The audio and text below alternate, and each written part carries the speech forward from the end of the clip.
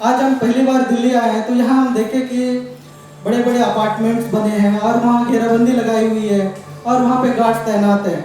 और हम जैसे नए लोग जाते हैं तो बहुत पूछताछ किया जाता है, फिर अंदर आने से भी शायद मना कर दिया जाता है। जितना अंदर में वो अपार्टमेंट्स लोग हैं वो लोग तय किए हुए हैं कि इसको यहाँ पर किसी को नहीं आने देना है प्राइवेट।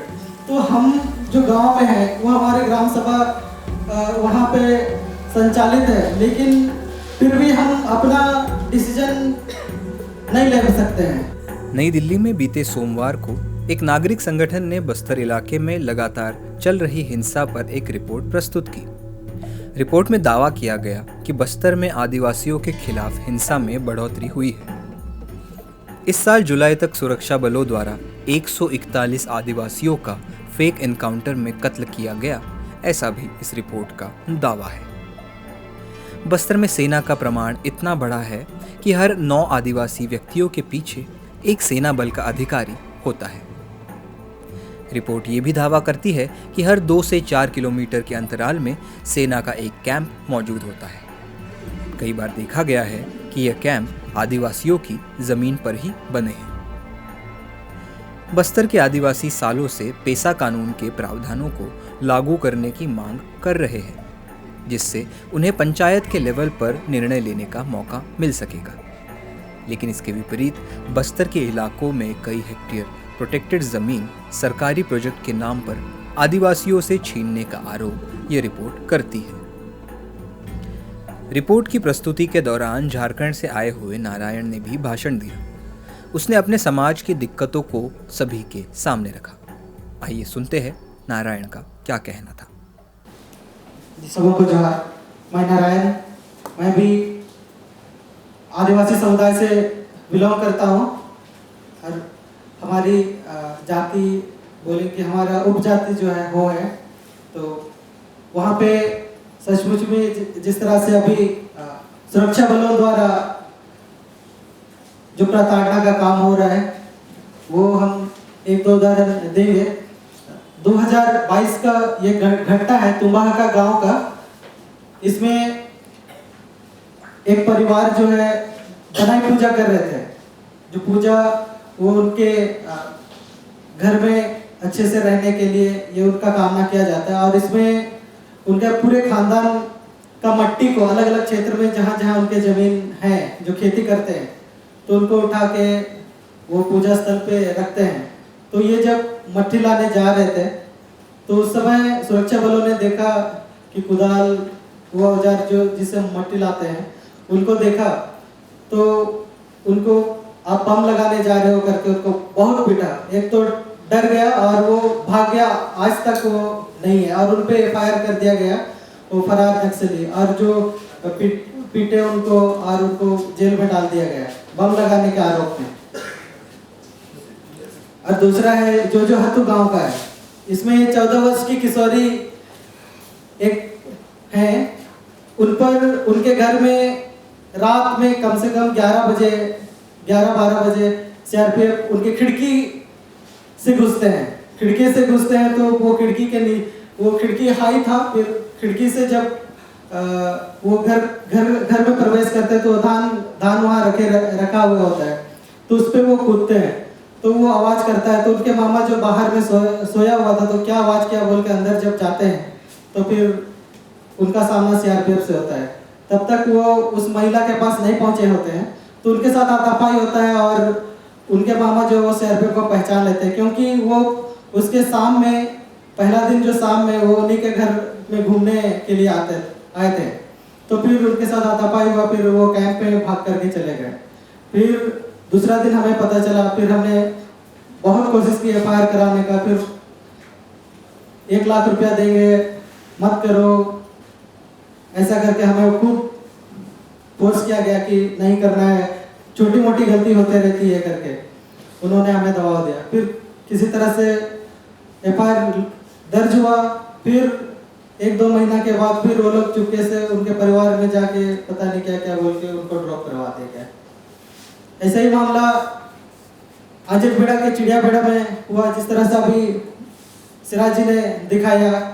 हम वहाँ पारंपरिक हड़िया बोलते हैं, चावल से जो बनाते हैं, जो तो उसको वो बना के वो सुखाए हुए थे घर में। तो वो सीआरपीएफ जाते हैं और इतने सारा जो खाना है चावल का वो बना हुआ है, तो वो बोलते हैं कि इतना सारा बना है, नहीं आप सीआरपीएफ नक्सली के लिए बना रहे हैं। तो उनको खूब मारा जाता है। उस घर में लेडीज थी 3, उनके निप्पल को भी छेड़ा जाता है। तो फिर जब हमने पाइप पेंटिंग किया तो उसमें बात सामने आया, और पर इस पर कुछ कार्रवाई हुआ नहीं। फिर तीसरा जो है वो साहिबा गांव का है। साहिबा गांव में सुबह सुबह करीब 6 बजे, ये 15 अगस्त 2023 का बात है, साहिबा गांव में एक युवा जो है वो धान पीसने वाला मशीन के पास जाता है। वो थोड़े घर से थोड़े दूर में थे, तो वो मशीन चलाने वाला हैंडल और तेल थैला में भर कर जा रहे होते हैं। तो जैसे नदी के पास पहुंचते हैं, सीआरपीएफ अपने ड्यूटी पे जाते रहते हैं, तो उनको चिल्ला कर पूछते हैं कि कहाँ जा रहे हो करके। तो वो जवाब देता है कि मैं मशीन चलाने जा रहा हूँ। तो इतने में उनके सीनियर्स आते हैं और पूछते हैं कि क्या हुआ करके। तो जब वो तो डिस्टेंस दूर थी ना, तो उनका जवाब वो चिल्ला के ही जवाब देते हैं। तो उनका सीनियर्स को बोलते हैं कि वो हमसे बहस कर रहा है। तो उनको जा करके खूब मारते हैं, फिर छोड़ दिया जाता है। फिर उसके बाद कुछ देर बाद फिर से उनको बुलाया जाता है। उनका भैया जब पूछता है कि क्यों मार रहे हो, तो फिर ये दोनों को मेन रोड में बैठा दिया जाता है। उसके बाद उनके छाती पे, पीठ पे लात घूसों से खूब मारा जाता है। फिर उसके बाद तब तक ग्रामीण एकत्रित हुए, फिर कैंप पे उन्होंने हल्ला किया। तो फिर वो मामला शांत हो गया, पर उस पर भी एफआईआर नहीं हुआ। तो ऐसे कई सारे मामले हैं। तो इससे हमें समझ में आता है कि क्या सुरक्षा बल सचमुच में हमारी सुरक्षा के लिए वहाँ आ रहे हैं। वैसे तो हमारा प्रावधान है कि आप हमारे ग्राम सभा से आप पूछेंगे। तो ऐसे चर्चा में पता चलता है कि वो इस तरह से जो प्रताड़ना हर जगह मिलता है, तो वो ग्रामीण सुरक्षा बलों को ज़्यादा नहीं पसंद करते हैं। तो यही है कि आज इससे हमें ये समझ में आता है कि आज जिस तरह से सबर जनजाति हमारे झारखंड में विलुप्त हो चुकी है, तो कहीं ना कहीं हमारे मन में सवाल आता है कि शायद हमें भी विलुप्त करने का कहीं ना कहीं ये षड्यंत्र है। हमें ऐसा आभास होता है, क्योंकि ये ऐसा जब हमारे ऊपर अत्याचार होता है तो हमारा सुनने वाला कोई नहीं है। और हमारे क्षेत्र में जो शिक्षा व्यवस्था का माहौल है वो कुछ भी नहीं है। आज उस क्षेत्र में हमारे जैसे युवा लोग हैं, जितना वो डर के सब पलायन चले गए, और जितने बचे हुए वो बात करने से कतराते हैं, क्योंकि उनको जंगलों से जोड़ दिया जाता है, नक्सलियों से जोड़ दिया जाता है, तो फिर वो चुप हो जाते हैं। तो हम यही सवाल करते हैं कि क्या हम गांव में हमारी ग्राम सभा वहाँ संचालित है, लेकिन हम उस ग्राम सभा से खुद के गांव का निर्णय नहीं ले पा रहे हैं। आज हम पहली बार दिल्ली आए हैं, तो यहाँ हम देखें कि बड़े बड़े अपार्टमेंट्स बने हैं और वहाँ घेराबंदी लगाई हुई है और वहाँ पे गार्ड्स तैनात हैं। और हम जैसे नए लोग जाते हैं तो बहुत पूछताछ किया जाता है, फिर अंदर आने से भी शायद मना कर दिया जाता है। अंदर में इतनी अच्छी अच्छी सड़कें हैं, तो कहीं ना कहीं हमको लगता है कि अंदर में जो अपार्टमेंट्स बने हैं उन्हीं के पैसा से तो नहीं बने हुए, कहीं ना कहीं इसमें भी हमारा कुछ हिस्सा होगा। तो हमें लगता है कि वहाँ पर भी जाने का अधिकार होता, लेकिन जितना अंदर में वो अपार्टमेंट्स लोग हैं वो लोग तय किए हुए हैं कि इसको यहाँ पर किसी को नहीं आने देना है प्राइवेट।